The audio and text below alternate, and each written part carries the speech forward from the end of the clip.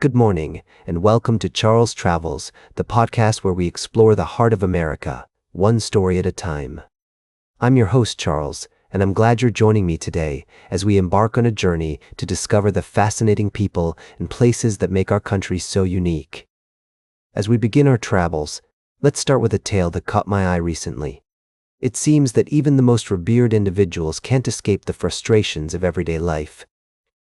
Pope Leo, the leader of the Catholic Church, recently found himself on the receiving end of a rather disappointing customer service experience.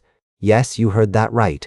Not even the Pope is immune to the challenges of dealing with automated phone systems and long wait times. But in more uplifting news, Pope Leo is also making headlines for his upcoming travels. The French Bishops' Conference has announced that the Pope is likely to visit France in September, with possible stops in Paris and Lourdes. This will be the Pontiff's second visit to a European Union country outside of Italy, and it's sure to be a significant event for Catholics around the world. As the first think about the Pope's travels, I'm reminded of the rich history and culture that can be found in small towns and rural areas across America. From the rolling hills of the countryside to the charming main streets of our nation's smallest communities, there's no shortage of fascinating stories waiting to be discovered. And that's exactly what we'll be doing on today's show, exploring the hidden gems and unexpected delights that make America such a wonderful place to explore.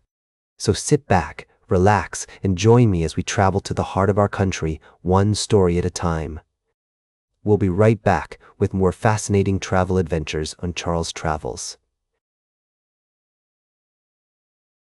Welcome back to Charles Travels. As we continue our journey through the stories that shape our world, I want to take you to a place where art and activism intersect.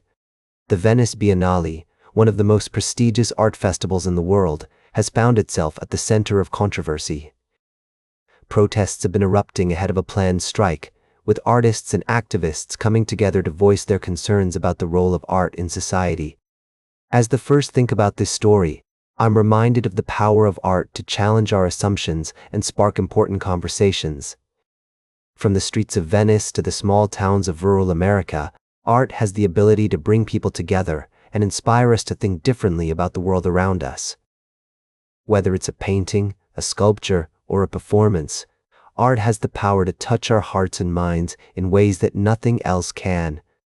But the story of the Venice Biennale is not just about art, it's also about the people who create it and the communities that support it. It's about the artists who are willing to take risks and challenge the status quo, and the activists who are fighting for justice and equality.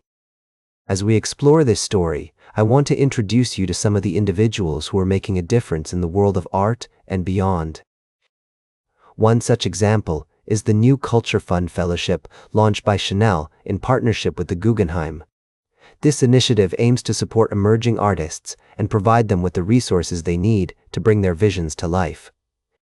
It's a reminder that even in the face of adversity, there are still people and organizations working together to promote creativity and understanding. As we navigate the complexities of our world, it's stories like these that remind us of the importance of empathy, compassion, and community.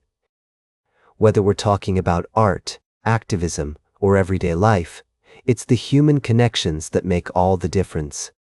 So let's take a moment to appreciate the beauty of art, the power of protest, and the resilience of the human spirit.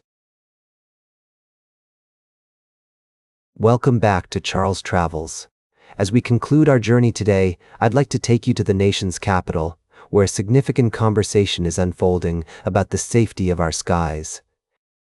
The head of the Federal Aviation Administration, Brian Bedford, is set to face questions from lawmakers on Capitol Hill regarding a fatal air collision that occurred last year.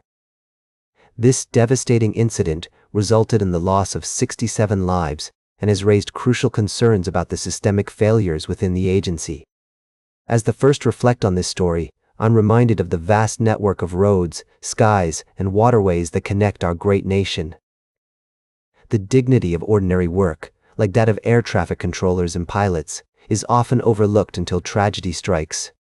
It's a poignant reminder of the importance of tradition, in this case, the tradition of prioritizing safety above all else.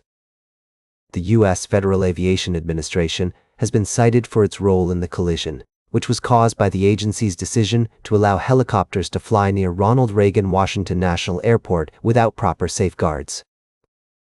The National Transportation Safety Board has made over 30 recommendations to the FAA, highlighting serious communication, culture, and safety issues surrounding one of the busiest airports in the country. As we consider this story, let's take a moment to appreciate the beauty of everyday life, even in the face of tragedy. The changing face of rural America, where many of our airports are located, is a reminder that our nation's infrastructure is fragile and requires constant attention. The power of individual stories, like those of the families affected by this collision, can inspire us to demand better from our institutions. The wisdom found in small towns, where community and resilience are often on full display, can inform our approach to addressing these complex issues.